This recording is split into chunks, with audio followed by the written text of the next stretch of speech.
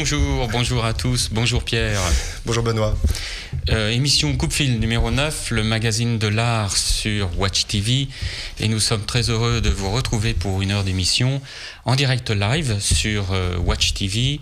Vous pouvez continuer à discuter avec nous en live pendant cette émission sur Twitter, @Coupe-Fil, Watch TV, @Watch TV. Et puis le magazine de l'art sur Coupe-Fil, c'est une heure d'émission, une heure de liberté, on l'espère, et puis un regard sur l'actualité à travers l'actualité de l'art. Nous espérons pouvoir, avec Pierre, vous faire découvrir l'art contemporain, ce domaine passionnant, avec nos invités qui sont des curateurs, des critiques, mais aussi parfois des galeristes, des commissaires d'exposition. Voilà, donc un agenda passionnant aujourd'hui. Oui, et aussi avec nos invités. Et aujourd'hui, nous recevons Timothée Chailloux. Alors, Timothée qui est commissaire d'expo indépendant, curateur et aussi nouvellement directeur du département art contemporain de Piazza. Bonjour Timothée. Bonjour à vous. Bonjour Timothée.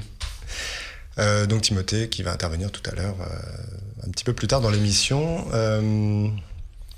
Et donc pour le numéro 9 de Coupe-Fil, notre numéro été, on va vous emmener déjà en vacances un petit peu, et on va parler vignoble notamment.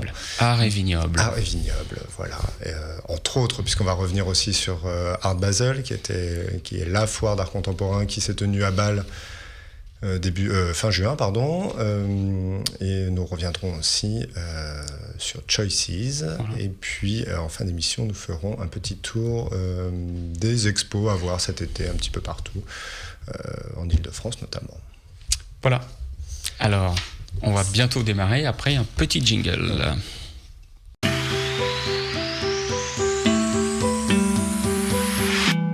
Oui, alors c'est parti pour Art et Vignoble. Puisque une des tendances de ces dernières années, c'est de voir fleurir un petit peu partout en France, notamment sur les régions viticoles, plusieurs collections d'art contemporain qui se font. Alors, ce qui est un petit peu amusant à voir, c'est que ces œuvres d'art prennent place directement dans le vignoble ou dans les espaces. Alors par exemple, ici nous voyons le domaine de Peyrassol. Le domaine de Peyrassol, c'est un domaine qui se trouve sur les hauteurs de Saint-Tropez, connu du coup donc pour son rosé et son vin rouge. Et les propriétaires ont développé depuis quelques années, au fond, des commandes aux artistes. Là, on voit une œuvre de Bernard Venet. Ouais. Alors Bernard Venet, qui est aussi un enfant du pays, puisqu'il a sa fondation qu'il vient d'ouvrir au public à côté, au Muy. Qui avait exposé à Versailles récemment. Qui avait exposé à Versailles, effectivement, qui avait été invité de Versailles. Voilà, on se retrouve avec ce domaine qui a développé toute cette collection et qui fait maintenant intervenir aussi les artistes. On parlait de Bernard Venet qui a créé... là, pour cette année, une bouteille toute noire pour un des crus du domaine. Donc, c'était un vin rouge qui s'appelait le Noir de Bernard. Ici, on voit une œuvre de Dan Graham qui est présentée aussi comme ça dans les jardins du domaine. Il y a d'autres images, effectivement, d'œuvres. Voilà, là, on a Ben. L'artiste Ben qui du coup a écrit Vivre libre sur un des murs du domaine. Donc toutes ces œuvres peuvent être visibles quand on se rend effectivement sur le domaine. Là il y a Jean-Pierre Reynaud qui est intervenu. Alors là c'est plus effectivement il faut s'enfoncer un peu dans le parc pour découvrir cette œuvre. Voilà, donc c'est un but de balade qui est un peu différent. Effectivement on peut voir du coup les caves, visiter les caves et goûter les vins et voir les œuvres. Et en effet, finalement, ça doit aussi bien correspondre aux clients. Clients d'art contemporain ou passionnés d'art contemporain sont certainement souvent des passionnés de vin aussi.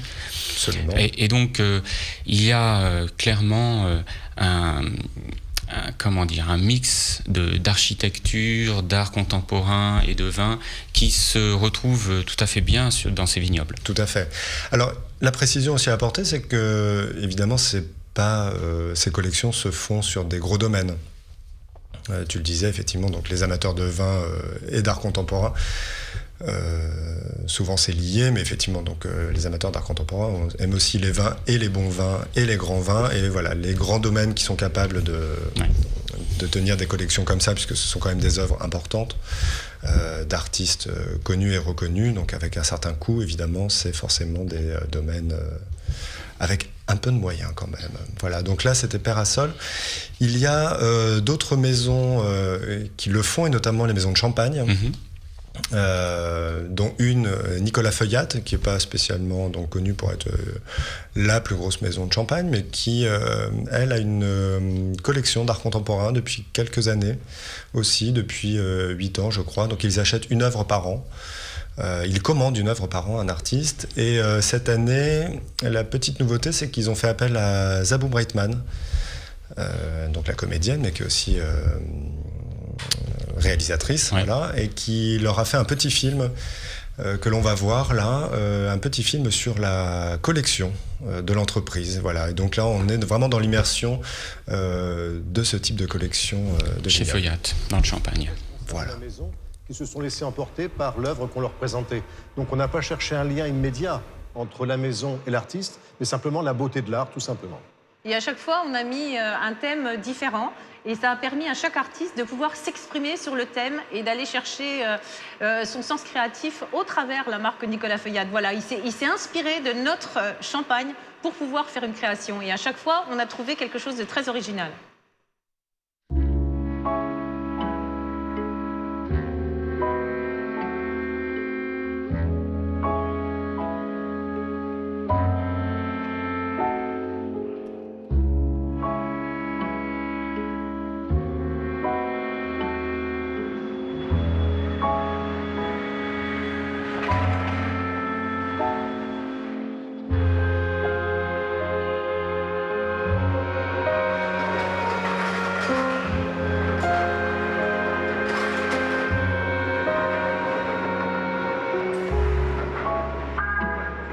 C'est très émouvant de voir les œuvres au milieu des gens qui travaillent.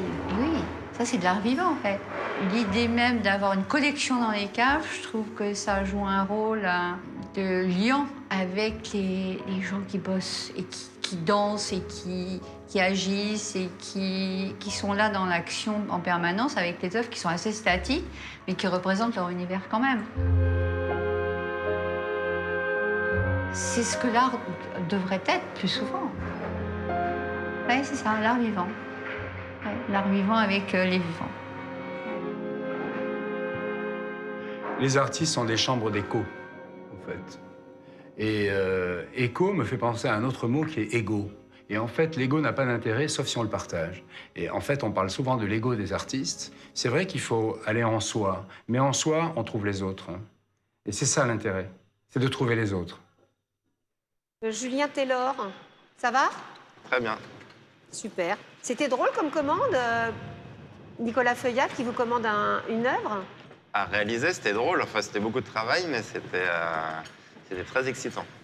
Ça vous intéressait le thème de la fête, enfin du champagne en tout cas? Ah bah oui, parce que je m'amuse à créer des images dont on ne sait pas d'où vient le point de vue et qui ressemblent un petit peu à la vision qu'on a du monde quand on a bu beaucoup de champagne d'une certaine manière. C'est-à-dire tout est un petit peu magique, décalé. On ne sait pas ce qui est vrai, ce qui est faux. Une vision un peu perturbée, c'est ce que je fais en photographie. Donc moi, ça me convenait. Ouais.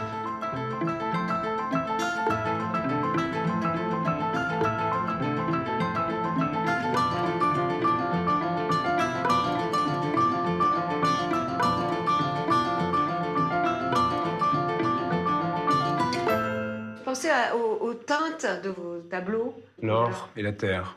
L'or et la terre, ouais. Oui. Ils doivent être ravis, Nicolas Feuillat, d'avoir fait appel à vous. Écoutez, je ne sais pas s'ils sont ravis. Moi, je suis resté très sincèrement dans la ligne de mes recherches artistiques. Et l'or, oui, bien sûr. Et quand on réfléchit, le champagne, c'est l'or de la terre, finalement. Puisqu'à partir de cet élément sombre, mat, terreux, bas, on arrive à créer une boisson complètement pleine de bulles, qui monte vers le ciel, qui nous parle de l'esprit, qui est dorée. Donc c'est réellement, on va au-delà. Symboliquement, on a transfiguré la matière, en fait. Et ça, c'est une prouesse à la fois humaine, technique, matérielle, spirituelle, cruel. Enfin, vraiment, c'était une expérience très riche, très intéressante.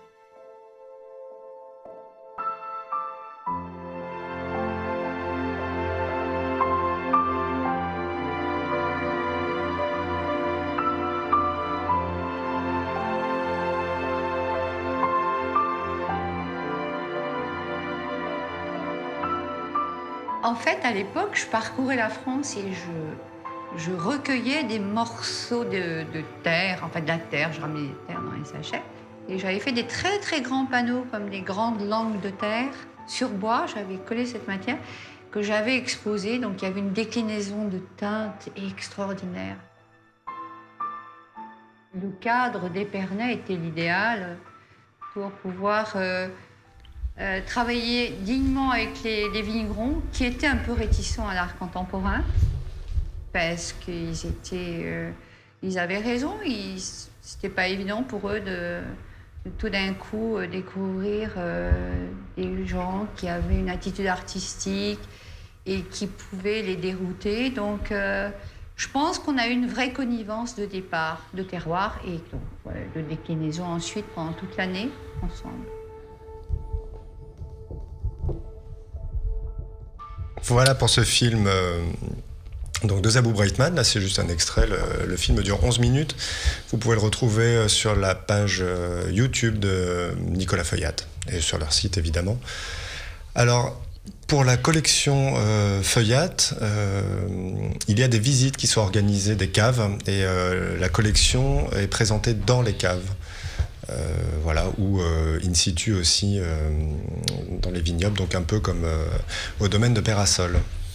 Et en fait, on s'aperçoit que dans ces différents domaines, les lieux d'exposition sont divers. Ça peut être in situ, ça peut être dans les caves, ça peut être comme au Château Lacoste, dans un bâtiment tout à fait particulier, ou une fondation, ou un lieu d'art contemporain au sein du vignoble. Absolument, puisqu'il y a effectivement, Benoît, tu en parlais, du Château Lacoste, qui est aussi un domaine du Sud, qui se trouve à côté d'Aix-en-Provence, qui lui, oui, a choisi de présenter dans un lieu particulier. Alors il y a quelques œuvres aussi qui sont présentes in situ dans le vignoble. Là, pareil, on peut toujours déambuler. Donc en plus de découvrir les vignes et le travail des vignes, on a le plaisir de découvrir des œuvres d'art. Oui, en effet, dont un Sugimoto, je pense. Oui, voilà.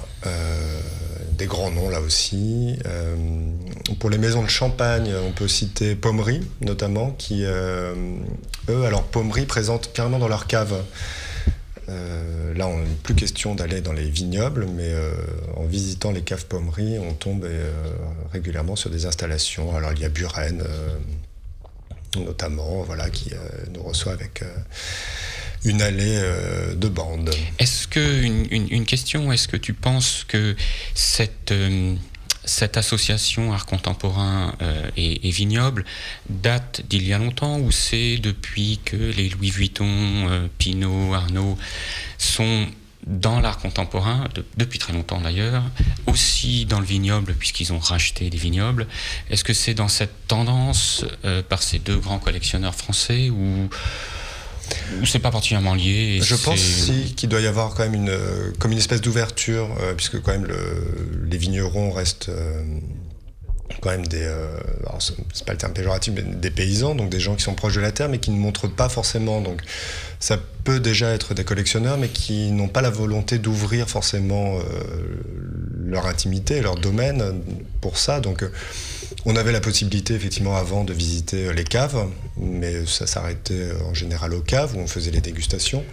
Maintenant, il y a une ouverture effectivement sur l'extérieur, donc avec des œuvres comme ça, des petites balades, mais ça effectivement c'est plutôt les grands domaines, et ces grands domaines effectivement appartiennent souvent à des grands groupes.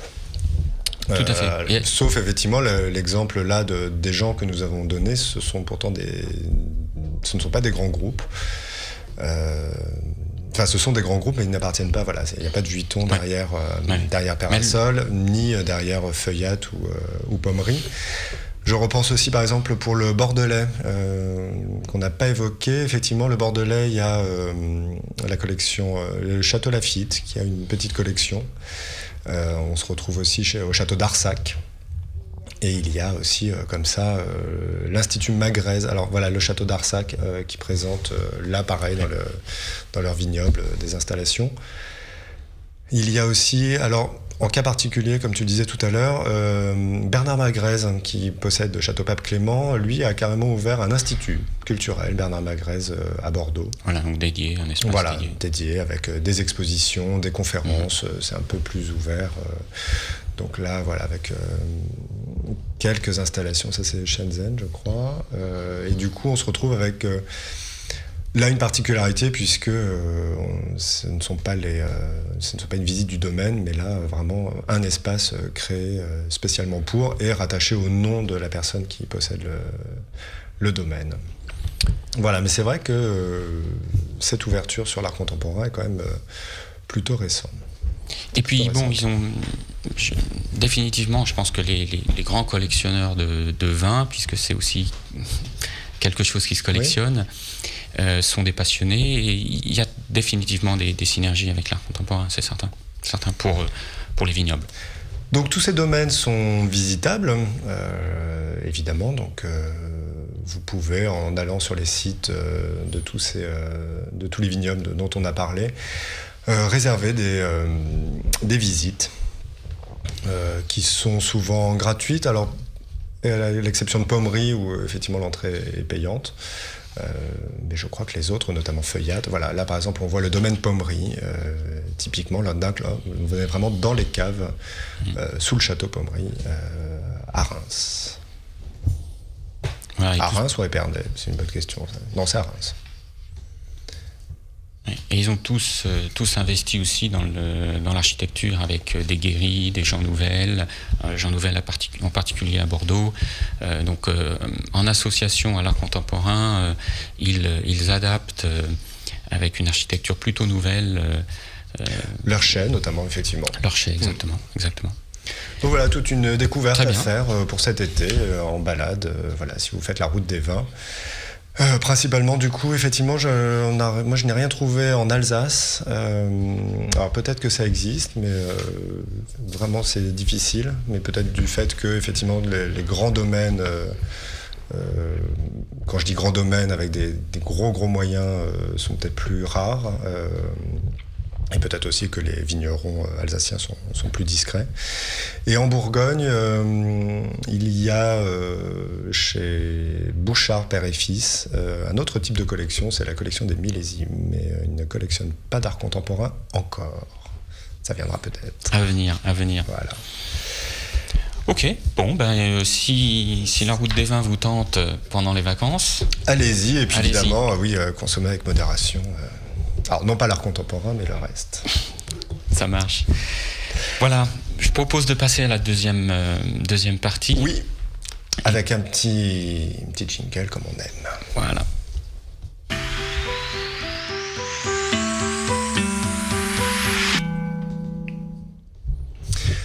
Et là, nous allons revenir à de l'art contemporain pur et dur,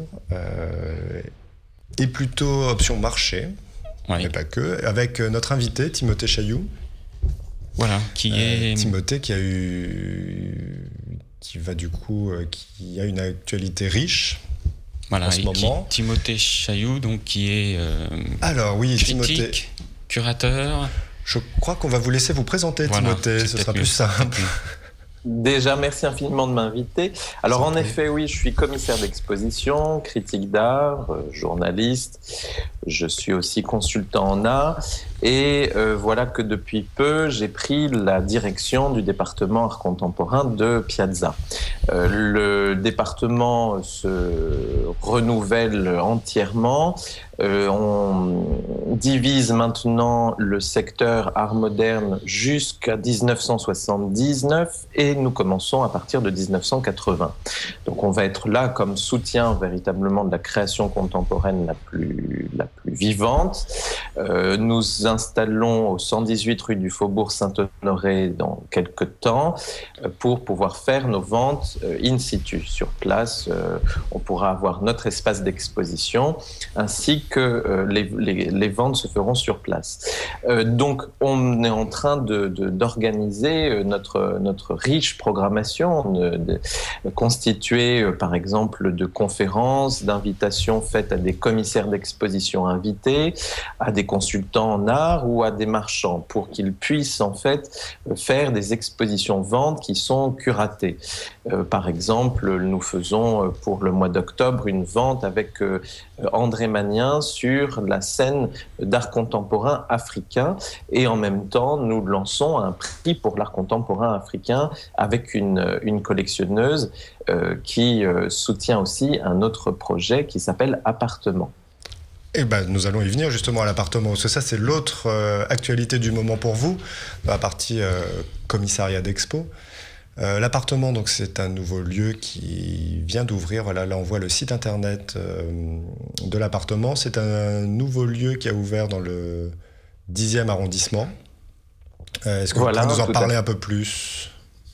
C'est un lieu qui n'est pas loin de Goncourt et c'est dans le bâtiment de style Eiffel, de la lithographie parisienne qui s'était installée dans les années 1850. Et dans les années 90, elle ferme et la collectionneuse avec qui je travaille l'a rachetée pour en faire son espace de vie et son espace de travail. Un étage est maintenant dévolue à son salon et elle invite un commissaire pour une saison complète d'1 an à proposer d'abord un prélude, là comme vous l'avez vu sur le site internet, qui s'intitulait Sinon le chaos, où j'ai regroupé des artistes qui se sont inspirés du contexte du lieu, des éléments qui étaient présents, c'est-à-dire des mobiliers design, un piano à queue, des cactés, etc. Donc j'ai créé un environnement où les œuvres des artistes étaient en résonance, en correspondance avec les éléments déjà présents dans le lieu lui-même. Ensuite, il y aura 5 invitations faites à des artistes pour des expos monographiques tout au long de l'année. La première est celle de Justin Morin qui aura lieu fin septembre. Et nous sommes évidemment extrêmement heureux de pouvoir offrir ce lieu à une recontextualisation complète de l'espace lui-même. Il sera pensé complètement différemment, investi aussi par une programmation, par exemple, de conférences ou de performances. Et donc, c'est bien une galerie appartement, hein, c'est bien ça. Donc, on retrouve un espace de vie du galeriste et au même endroit, le lieu qui est lieu d'exposition. C'est bien ça ? Oui, parce qu'en précision... Pardon Timothée, il faut préciser que les œuvres sont à vendre, non ? Quand même, à l'appartement.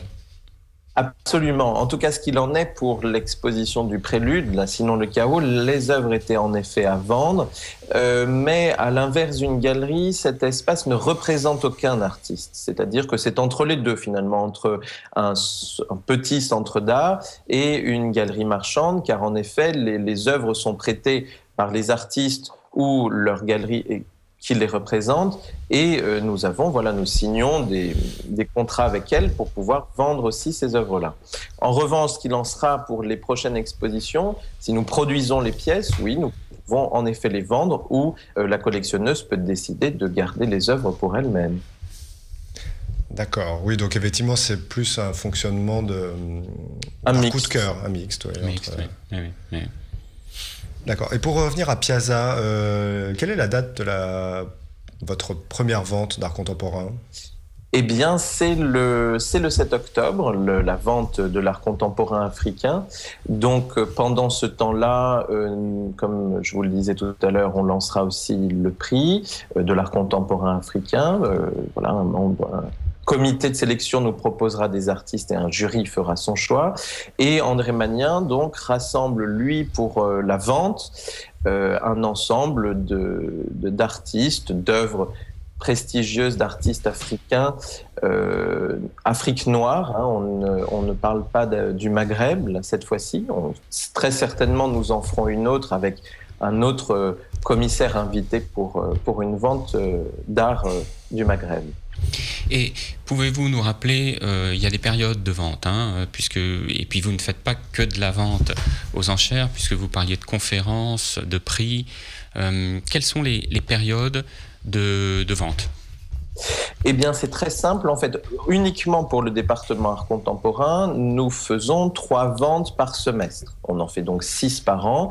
Il y en aura une qui sera dédiée à une scène culturelle, donc là, l'Afrique. La seconde n'est pas encore définie. Une vente thématique, la prochaine sera sur l'art contestataire des années 60, 70 et 80. Donc, il y aura une porosité avec le département d'art moderne et le département design, parce que tout tourne autour de la scène de l'anti-design italien de ces années-là. Et j'aurai une 3e vente par semestre qui sera, elle, plus généraliste, plus prestigieuse, avec des focus, par exemple sur un artiste oublié ou sur une série d'un artiste en particulier. Et là, il se peut régulièrement que l'on investisse un espace chez Piazza qui s'appelle Le Cube, qui est en rez-de-chaussée, qui est une vitrine aussi sur la rue. Et dans ce cube, qui est un espace de 100 mètres carrés, nous pourrons montrer des œuvres plus prestigieuses ou faire un éclairage particulier. Par exemple, on est en train de réfléchir pour la vente africaine si un éclairage sur la scène congolaise pourrait être possible dans cet espace en particulier. Donc le Cube sera vraiment un espace dédié, par exemple, à inviter 2 marchands en duo, à inviter eux-mêmes un artiste pour qu'il y ait un travail de correspondance qui se fait. Donc c'est le choix qui a été fait de Piazza pour se démarquer un peu des autres maisons de vente, c'est de faire des focus sur les scènes soit émergentes, soit essayer de retrouver des artistes un peu oubliés, c'est ça ? Parce que la concurrence est rude avec les autres. La concurrence est rude, en effet, et le seul moyen de se démarquer, c'est en effet de renouveler le genre de l'exposition-vente. Et il est rare, en général, que des maisons invitent des commissaires invités ou des marchands, des consultants, à définir le contenu lui-même de l'intégralité d'une vente. C'est ce qu'on fait quand on fait une exposition stricto sensu. Mais dans le cas d'une maison de vente, c'est assez rare, et c'est sur ça que l'on va essayer d'asseoir notre différence. On va aussi publier des objets éditoriaux différents des catalogues de vente. Les catalogues de vente eux-mêmes auront un poids, une consistance éditoriale beaucoup plus forte que d'autres maisons. Les artistes aussi que nous vendrons et qui sont heureusement pour nous encore vivants seront bien sûr interviewés, par exemple, pour qu'un contenu soit ajouté dans le catalogue.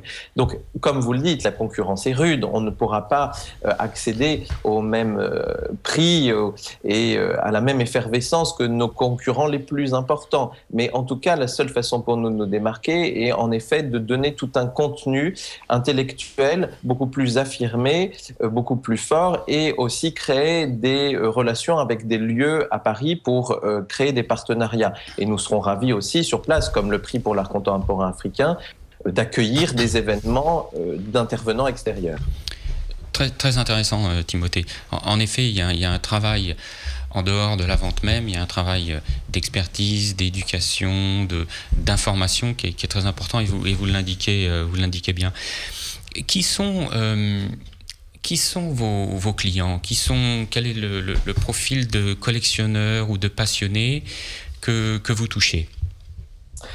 Eh bien, c'est très très large finalement, parce que ça peut être par exemple un père de famille qui lui ne collectionne pas l'art contemporain mais qui a besoin de faire un cadeau par exemple pour le mariage de ses enfants, et il sait que l'art contemporain les intéresse. Ça peut être des amateurs éclairés, des gens qui eux lisent la presse spécialisée en art et qui peuvent à la fois se faire une petite collection ou spéculer avec. C'est véritablement, il y a une variété énorme de profils, et il n'y en a pas un qui est plus mauvais qu'un autre tant que les choses se font en règle.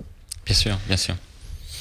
Est-ce que l'idée, c'est de proposer des œuvres du coup accessibles et pour éviter d'attaquer le segment qu'on appelle le haut du marché, c'est-à-dire les grosses collections, les grosses œuvres qui sont quand même disputées par les grosses maisons de vente, ou est-ce que l'idée c'est aussi de grignoter les parts de marché et d'arriver à terme à imposer Piazza comme grosses maisons pour les ventes de grosses collections.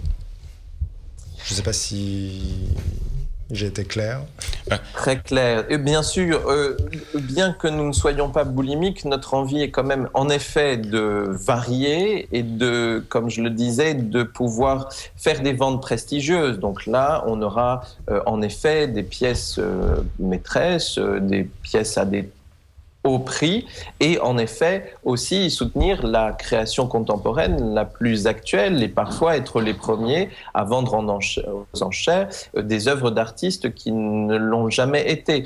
Donc oui, je vais essayer de faire que ma programmation puisse offrir cette variété, cette différence que l'on ne trouve, et surtout d'être intéressé à des scènes un peu moins franco-françaises que nos homologues font. Et bien qu'on soutiendra la création contemporaine française, mais ça ne sera pas notre principal cheval de bataille. D'accord, vous voulez dire que vous ne serez pas que sur la 2e école de Paris. Voilà. Très bien. Ou le street art. Ou le street art aussi. Quels sont vos conseils pour un jeune collectionneur ou un passionné qui n'a peut-être pas encore acheté aux enchères ou qui achète ses premières œuvres ou qui achète sa première œuvre? Quels sont vos conseils comme ça en 3 mots? Alors tout d'abord, je pense qu'il faudrait qu'il y réfléchisse à 2 fois et qu'il pense véritablement au saisissement que peut avoir une œuvre pour lui. C'est-à-dire que il faut qu'il se rappelle que quand il va voir une œuvre une première fois, il va la voir dans un contexte très particulier, dans un espace d'exposition, et ça n'a rien à voir avec une œuvre installée chez lui. Donc il faut qu'il prenne le temps de réfléchir, peut-être pas trop de temps parce que l'œuvre pourra lui passer sous le nez, mais en tout cas, c'est d'abord tout un travail de se dire est-ce que je vais aimer encore si régulièrement de voir cette œuvre chez moi accrochée sur mes murs. Donc ça, c'est déjà très important qu'il y ait une affection particulière pour l'objet que l'on va acheter. En tout cas, si c'est pour un achat personnel. Après, si c'est un achat pour constituer une collection, il faut d'abord faire tout un travail d'information sur aussi les artistes qui peuvent intéresser ce collectionneur. En tout cas, ça c'est dans le cas de figure d'un consulting. Quand on aide un collectionneur à faire des acquisitions, il y a au préalable tout un travail de présentation finalement de ce qu'est l'histoire de l'art contemporain, et peut-être que en déroulant ce fil de cette histoire avec le collectionneur, eh bien on va voir ensemble qu'il a une sensibilité, par exemple peut-être plus pour l'arte povera ou plus pour les artistes qui travaillent avec des animaux, ainsi de suite. Donc ça, c'est tout un travail à faire en amont pour déjà déceler la sensibilité du collectionneur. Et c'est uniquement sa sensibilité qui va faire la qualité de ses acquisitions et de ses choix, parce que sinon sa collection ressemblera à celle d'un autre. Et je ne pense pas que ça soit la meilleure des idées à faire. En effet, il faut beaucoup voir d'œuvres, beaucoup lire, cerner son goût qui en effet évolue dans le temps et en fonction de sa connaissance du domaine passionnant qu'est l'art contemporain, mais tout à fait, beaucoup lire, beaucoup voir d'œuvres, et puis ensuite commencer en effet, comme vous le dites, à se centrer puis acheter. Et finalement aussi, les maisons de vente aux enchères, bien qu'elles soient les lieux de vente par excellence, ont aussi un devoir pédagogique en effet, parce que finalement, dans ces expos-ventes, il y a des œuvres que l'on ne voit jamais, parce qu'elles ne sont pas dans des catalogues, parce qu'elles ont été dans des mains privées ou qu'elles sortent tout juste d'un studio d'artistes. Donc finalement, ça peut tout à fait faire partie des parcours que l'on fait, des galeries ou des musées qui exposent l'art actuel. Tout à fait d'accord. Et justement, alors vous, quelles sont les sources alors, j'hésite entre approvisionnement et inspiration, mais quels sont les deux sont envisageables d'ailleurs. Comment faites-vous comment découvrez-vous les artistes? Quels sont les lieux? Quels sont les alors, je sais pas si c'est les foires ou les expositions d'école des beaux-arts. Comment vous arrivez à sentir un artiste, trouver un intérêt, un artiste, ou repérer Eh bien, j'ai un peu une certaine hygiène de travail qui me fait que j'ai quelques sites internet importants que je regarde quotidiennement, qui me permet d'être au fait de l'actualité mondiale des expositions. Ensuite, évidemment, j'aime énormément aller voir les ateliers des artistes aux Beaux-Arts, par exemple, comme vous venez de le dire. Ça, Ah, zut. important. Les féliciter, par exemple, des Beaux-Arts de Paris, c'est une exposition importante. La presse est créée, c'est-à-dire si un artiste me parle d'un autre artiste qui l'inspire, qui l'affectionne en particulier, j'en vais en être beaucoup plus attentif. Alors, pour juste une petite question, vous parliez de site internet, on est sur Watch TV qui est aussi une chaîne de tous les écrans.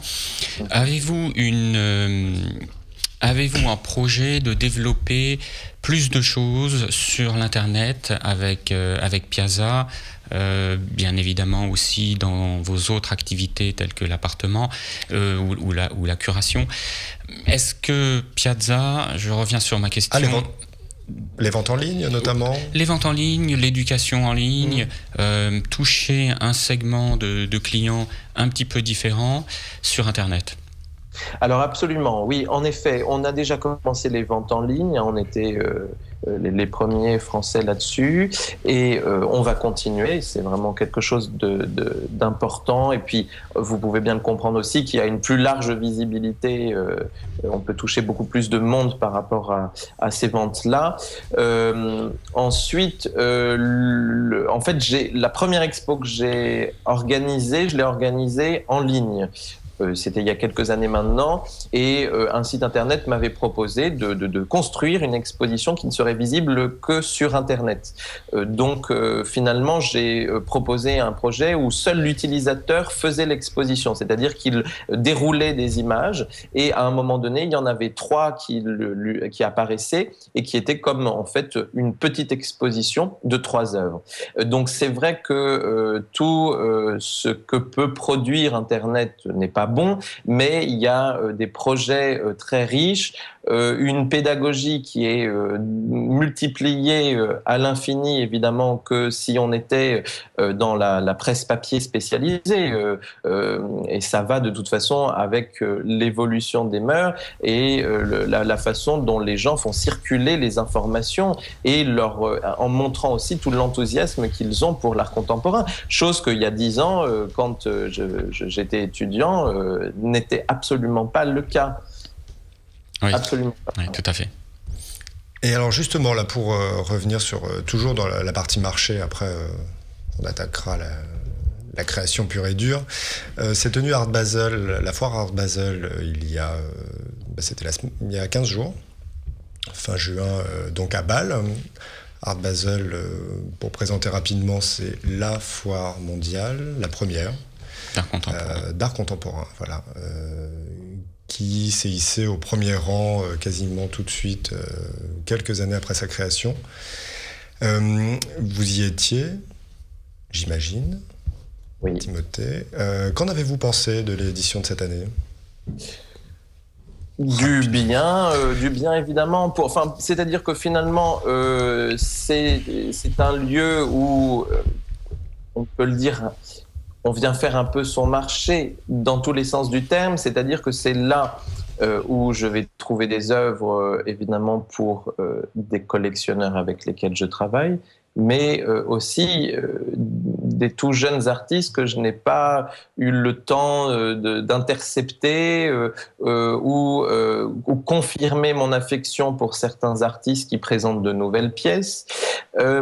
C'est-à-dire que Art Basel est très bien dans le sens où elle permet aussi toute une variété quand même assez large dans les générations qui sont présentes.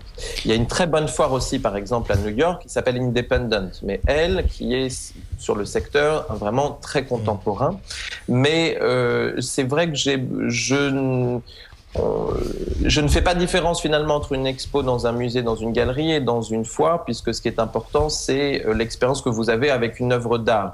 Il est plus difficile en effet que l'expérience esthétique se fasse dans le confort, quand vous êtes entouré d'une centaine de personnes qui crient et qui sont dans la joie ou dans l'allégresse, mais en tout cas, on peut trouver tout ce que l'on peut souhaiter trouver à la foire de Bâle. Et par exemple, le confort aussi de visite qu'est la section Unlimited, qui est une présentation d'œuvres monumentales, et quand même n'a pas d'égal ailleurs dans le monde. Et cette année, en plus, la foire a vu un autre secteur qui s'appelait 14 Rooms, qui était une présentation une représentation de la performance. C'était un petit peu.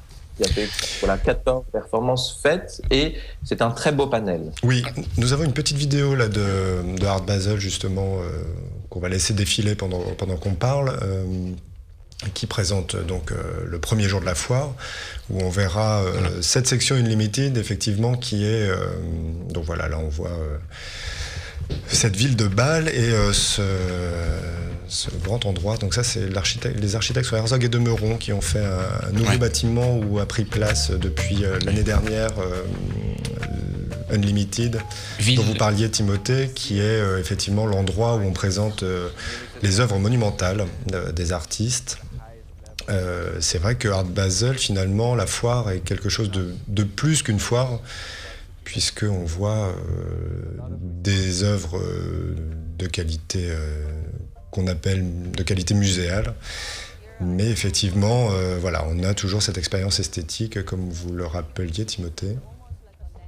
Et effectivement, cette année, 14 Rooms, ça c'était plutôt sympa de voir ces performances dans des petites pièces, des petites salles, effectivement, dédiées à ça. Le côté assez sympa. Et dont l'architecture était faite aussi, elle, par Herzog et de Meuron. Oui. C'était le studio d'architecte. Oui. Et donc, c'était un long couloir dans lequel il y avait des portes de miroirs que l'on ouvrait et on se retrouvait face à une intervention, une performance offerte par un artiste. Tout à fait, oui, effectivement. Et c'est vrai qu'au-delà du simple aspect marchand, il y a les découvertes qui se font, et puis des mariages entre, notamment au rez-de-chaussée, entre les grands noms de l'art moderne avec les stars de l'art contemporain, mais pas que, enfin, des noms aussi un peu moins connus. Et il y a tout ce mélange qu'on retrouve finalement chez les collectionneurs aussi. Donc on a cet éclectisme voilà, de présentation des œuvres dans son quotidien.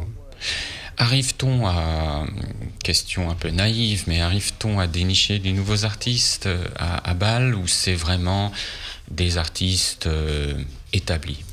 Je vais laisser Timothée répondre en premier. Dont la cote est faite et voilà quoi. Donc après, il faut aller dans les foires off ou dans d'autres foires, mais est-ce qu'on arrive encore à dénicher des choses à Art Basel? Oui, évidemment, dans le sens où un collectionneur ne peut pas nécessairement avoir le temps d'être au fait de la création la plus contemporaine, c'est-à-dire malheureusement il y a beaucoup de filtres qui font qu'un collectionneur ne peut pas avoir accès tout de suite, très vite, à ce qui sort de l'atelier, en tout cas pour les très très jeunes. C'est différent pour ceux qui ont déjà une cote intéressante. Oui, là, les collectionneurs et les consultants essayent évidemment de s'arracher des rendez-vous avec ces artistes dans leur studio. Mais il arrive, et le secteur premier, par exemple, à Bâle, était un rassemblement de très très jeunes artistes. Et il se peut, de toute façon, c'est simplement lié à sa connaissance aussi du marché de l'art. La connaissance de chacun n'est pas infaillible. Très bien. Effectivement, là, du coup, là, on voit aussi d'autres dans la vidéo là sur Art Basel. Il y avait aussi une programmation de films. Il y a des conférences aussi pendant la foire. Effectivement, il y a tout un travail de pédagogie qui se fait autour de cette foire. Il y a beaucoup de foires. Et un parcours aussi dans la ville avec des interventions d'artistes. Absolument. Voilà. Beaucoup de foires off. C'est incroyable. Il faut rester une semaine, non? Oui, effectivement. Timothée, vous avez eu le temps de faire des foires off ou vous êtes focalisé sur Art Basel? Malheureusement, pas cette fois-ci. J'ai pu prendre le temps d'aller voir la très belle exposition de l'artiste américain Charles Ray au Kunstmuseum de Basel. C'est un immense artiste et il est bien de le voir en Europe. Mais malheureusement, mon temps était trop court pour cette visite trépidante du pôle de l'art contemporain en Europe. Vous avez fait l'aller-retour dans la journée, c'est ça ? Voilà. Comme beaucoup de gens. Effectivement, l'avantage de Bâle, c'est que ce n'est pas très loin de Paris, que le trajet peut se faire dans la journée. Mais du coup, l'inconvénient, c'est que on reste sur la foire focalisée. On n'a pas trop le temps de faire toutes les foires satellites et puis les expositions, parce qu'il effectivement, vous parliez de Charles Ray. Tous les musées de Bâle en profitent pour avoir une programmation. Soit la Fondation BILR, mais il y a aussi le Schaulager. Voilà, toutes les institutions bâloises se mettent au diapason de la foire pendant cette petite semaine que dure la foire. Mais je voulais aussi vous faire intervenir, toujours sur la part marché, et après on arrête. Il y a eu Choices qui a eu lieu fin mai à Paris, dans un autre genre, qui avait été initié donc par Marion Papillon, de la Galerie Papillon. L'idée était de faire un week-end de galerie sur le modèle que les Berlinois connaissent. Avez-vous pu vous rendre à l'exposition de l'École des Beaux-Arts ? Malheureusement, non. Et que pensez-vous de cette initiative, oui, de créer une espèce de synergie des galeries juste le temps d'un week-end ? Est-ce que c'est opportun à Paris ? Je vous pose la question parce que c'est moi ma réflexion. Est-ce que c'est opportun, sachant qu'on a une foire, nous avons 2 foires, mais effectivement une bien établie qui est la FIAC et l'autre Art Paris au printemps, alors que Berlin effectivement est connu pour avoir une foire un peu plus faible et du coup avoir des galeries, ce week-end de galeries plus attendu. Est-ce que le modèle berlinois peut s'adapter à ce modèle parisien ? Alors je pense que oui, et il y a déjà eu des initiatives précédentes qui allaient dans ce sens. Par exemple, ce qu'il s'appelait les Sunday Screenings qu'il y avait dans certaines galeries du Marais. Il y a toujours eu de toute façon des envies, par exemple, de faire les vernissages en commun. L'expérience de la rue Louise Weiss dans le 13e arrondissement l'a montré au fil des années. Voilà, ils se concertaient pour qu'il y ait un soir de vernissage et qu'il y ait un moment de festivité qui se fasse pendant la durée d'une nuit. Donc c'est déjà des événements. Cette Choices a évolué, bien sûr, par rapport au modèle que je viens d'évoquer, et il ne recopie pas vraiment le modèle berlinois, mais il a tout à fait sa place, en effet à Paris. Et les parcours, par exemple, il y a aussi le parcours Saint-Germain, là, qui se fait, par exemple, dans des boutiques de luxe, oui. Mais je pense que toute initiative, de toute façon, est bonne à apporter si elle est bien tenue et bien pensée. Eh bien, écoutez, merci Timothée pour cette partie, ces éclaircissements sur la partie du marché et de l'actualité. Alors juste, on va passer... Rappeler sur... revenir à notre début d'émission qui est l'art et les vignobles, qui était l'art et les vignobles. Bâle est aussi connu pour l'horlogerie, puisqu'il y a le grand salon d'horlogerie de Bâle. Absolument. Basel World, quelque chose comme ça. Donc voilà, encore une fois, art contemporain, horlogerie, art, vignoble, il y a des synergies. Et les horlogers l'ont en général bien compris, puisque par exemple, pour la foire Art Basel, c'est Audemars Piguet qui gentiment est sponsor, avec du coup une installation. Ils ont fait intervenir Mathieu Le Hanner pour la décoration de leur lieu. Mais après, plein d'autres maisons horlogères, effectivement, font intervenir Tout à fait. régulièrement soit des architectes ou des artistes pour soit une décoration, soit une création carrément de montres. Tout à fait. Et puis, on parlait des musées et des fondations à visiter autour de Bâle ou dans Bâle. Il y a aussi, je crois, ne pas me tromper, le siège de Vitra. Tout à fait. Qui n'est pas loin. Donc, faire une petite transition design et puis les galeries à voir en cet été. Le siège de Vitra est très intéressant. Il y a l'architecture de Guéry. Voilà. Donc, on vous précisera l'adresse, mais... C'est à Weilheim-Rhein, donc ça doit être voilà. Alors, je me trompe toujours, parce que je ne sais pas. Je pense que c'est en Allemagne, déjà. Sachant que Bâle, effectivement, se trouve à la croisée des chemins entre la Suisse, l'Allemagne et la France. Et je crois que Bâle, effectivement, est que Weilheim-Rhein est en Allemagne, pour le siège de Vitra. Voilà. Mais à quelques encablures. Et donc, il y a un musée qui parle de l'historique du design. Voilà, il y a la Vitra House. La Vitra House, qui est quand même un élément d'architecture assez intéressant à visiter. Vous trouvez ça sur le site de Vitra. Et voilà, et après, effectivement, par exemple, si vous allez sur le site de la Foire Art Basel, vous retrouvez tous les partenaires d'institutions, la Fondation Beyeler, qui se trouve aussi un petit peu à l'extérieur de Bâle, le Schaulager aussi, plus après, Timothée nous mentionnait le Kunstmuseum. Je pense qu'il y a une Kunsthalle aussi, il doit y avoir encore d'autres sites importants. Voilà pour la partie retour en arrière sur Art Basel, et on va finir l'émission avec un petit tour très rapide des expositions qui ont lieu cet été. Un petit peu partout en France, mais plutôt là effectivement en Île-de-France. Quelques galeries qui vont fermer. Effectivement, les galeries ferment en août, mais là vous avez encore tout le mois de juillet pour aller découvrir quelques artistes. Un petit jingle juste pour le plaisir. Voilà, donc avant la rubrique à voir.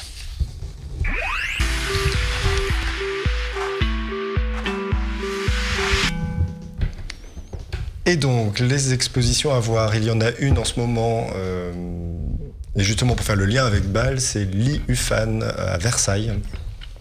Je fais le lien avec Bâle puisque j'étais très surpris de voir beaucoup d'œuvres de l'artiste qui étaient présentées par plusieurs galeries. Voilà, et qui m'ont effectivement expliqué qu'ils ont profité de l'exposition à Versailles pour aussi présenter des œuvres et faire redécouvrir donc des œuvres sur papier et des choses un peu moins impressionnantes effectivement que ce que l'IUFAN propose à Versailles. Alors l'IUFAN est un artiste coréen qui donc a eu carte blanche à Versailles et qui donc a investi le parc, comme vous voyez là, et juste une partie du château qui est l'escalier Gabriel. Là, on vous présentera que des photos du parc qui sont quand même assez impressionnantes. Voilà, il y a toujours ce côté très zen de présentation et toujours, là vous voyez une espèce de tension contenue dans l'œuvre avec juste là un arc métallique mais tenu par deux gros rochers. Voilà, c'est beau, alors c'est un petit peu cliché de dire juste c'est beau, mais il y a un côté effectivement très zen, très... un peu minimal, on peut dire, un peu ou minimal, pas, oui. Un côté de la simplicité des matériaux. Voilà, matière brute. Timothée, vous avez vu l'exposition déjà à Versailles ou pas encore ? Ah, on ne vous entend plus. Je vais faire pendant le mois de juillet. Ah, vous allez profiter bon, moi de vos même, vacances. Moi de même, pour rien vous cacher. Effectivement, l'IUFAN a développé un très beau travail sur la nature, alors plutôt sur la minéralité, là pour le coup, effectivement, toujours avec ces gros rochers, ces grosses plaques de métal oxydé.